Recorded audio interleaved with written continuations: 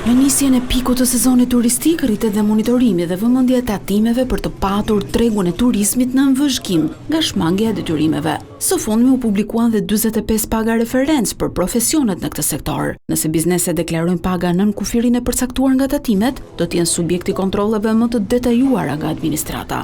Ne ecim në një sistem tatimor bazuar me risk dhe administrata tatimore mund të rrisë riskut bazuar në këtë metrik. Megjithatë, ekzistenca e riskut shtuar, që mund të pasqojnë një kontroll tatimor, nuk do të thotë me domosdoshmërisht që në shkelje ligjore. Pra që do të thotë? Do të thotë që në momentin që ti ke risk, do vi kontrolli, çdo gjë është okay, nëse ti je në përputhje me ligjin.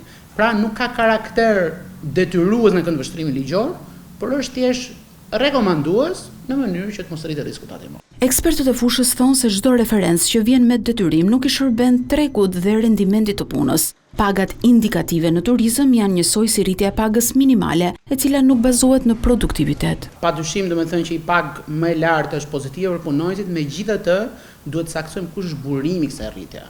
Pra përgjithsisht rritjet e referencave minimale, si mund të jetë paga minimale, që vijnë të imponuara me vendim qeverie nga lart, në kundërshtim ndoshta totalisht me kushtet dhe kontekstin e tregut, janë të destinuara të dështojnë afatgjat. Pse? Sepse është një rritje artificiale që nuk shoqërohet nga një rritje e qëndrueshme ekonomike. Për ekspertët, rishikimi i pagave referencë apo dhe përcaktimi i kapaciteteve shfrytëzuese të hoteleve konsiderohen si një dështim i tatimeve.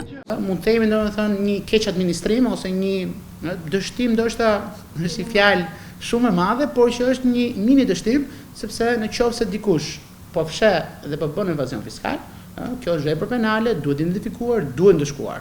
Absolutisht ne nuk mund të jemi dhe kurrë nuk do jemi pro informalitetit apo pro domethënë fshes taksat. Taksat janë ato që bëjnë një qytetërim të shkojë përpara dhe të zhvillohet.